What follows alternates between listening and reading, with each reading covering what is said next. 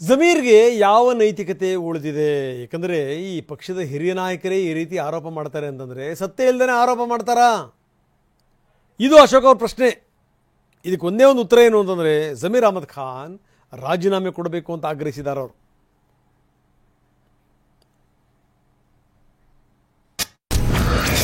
ಕಾಂಗ್ರೆಸ್ ಸರ್ಕಾರದಲ್ಲಿ ಕರ್ನಾಟಕ ಭ್ರಷ್ಟಾಚಾರದಲ್ಲಿ ನಂಬರ್ 1 ಆಗಿದೆ ಎಂದು ಮುಖ್ಯಮಂತ್ರಿಗಳ ಆರ್ಥಿಕ ಸಲಹೆಗಾರ ಕಾಂಗ್ರೆಸ್ ಶಾಸಕ ಬಸವರಾಜ ರಾಯರೆಡ್ಡಿ ಅವರು ನೀಡಿದ್ದ ಹೇಳಿಕೆಗೆ ಪುಷ್ಟಿ ನೀಡುವಂತೆ ಕಾಂಗ್ರೆಸ್ ಶಾಸಕ ಬಿಆರ್ ಪಾಟೀಲ್ ಅವರು ವಸತಿ ಸಚಿವ ಜಮೀರ್ ಅಹಮದ್ ಖಾನ್ ಅವರ ಮೇಲೆ ಗಂಭೀರ ಆರೋಪ ಮಾಡಿದ್ದಾರೆ. ಆಳಂದ ಕ್ಷೇತ್ರದಲ್ಲಿ 950 ಮನೆಗಳನ್ನ ಲಂಚ ಪಡೆದು ಹಂಚಿಕೆ ಮಾಡಲಾಗಿದೆ ಎಂದು ಆರೋಪ ಮಾಡಿರುವ ಶಾಸಕ ಬಿಆರ್ ಪಾಟೀಲ್ ತಮ್ಮಲ್ಲಿರುವ ಭ್ರಷ್ಟಾಚಾರದ ಮಾಹಿತಿಯನ್ನ ಬಹಿರಂಗಪಡಿಸಿದರೆ ಸರ್ಕಾರವೇ ಅಲ್ಲಾಡುತ್ತದೆ ಎಂದು ಎಚ್ಚರಿಕೆ ನೀಡಿದ್ದಾರೆ.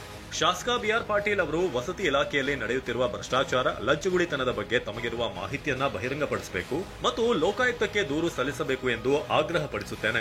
ಅವರಿಗೆ ಈ ವಿಷಯದಲ್ಲಿ ಬಿಜೆಪಿ ಸಂಪೂರ್ಣ ಬೆಂಬಲ ನೀಡಲಿದೆ. ಸ್ವಪಕ್ಷದ ಶಾಸಕರೇ ಭ್ರಷ್ಟಾಚಾರದ ಆರೋಪ ಮಾಡುತ್ತಿರುವಾಗ ವಸತಿ ಸಚಿವ ಜಮೀರ್ ಅಹಮದ್ ಖಾನ್ ಅವರಿಗೆ ತಮ್ಮ ಸ್ಥಾನದಲ್ಲಿ ಮುಂದುವರಿಯುವ ಯಾವ ನೈತಿಕತೆ ಉಳಿದಿದೆ? ಸಿಎಂ ಸಿದ್ದರಾಮಯ್ಯನವರೇ ಈ ಕೂಡಲೇ ಸಚಿವ ಜಮೀರ್ ಅಹಮದ್ ಖಾನ್ ಅವರ ರಾಜೀನಾಮೆ ಪಡೆದು ಶಾಸಕ ಬಿಆರ್ ಪಾಟೀಲ್ ಅವರ ಮೊಬೈಲ್ ಕರೆ ಆಡಿಯೋ ಆಧಾರದ ಮೇಲೆ ಹಾಲಿ ಹೈಕೋರ್ಟ್ ನ್ಯಾಯಾಧೀಶರ ನೇತೃತ್ವದಲ್ಲಿ ನ್ಯಾಯಾಂಗ ತನಿಖೆಗೆ ಆದೇಶ ನೀಡಿ.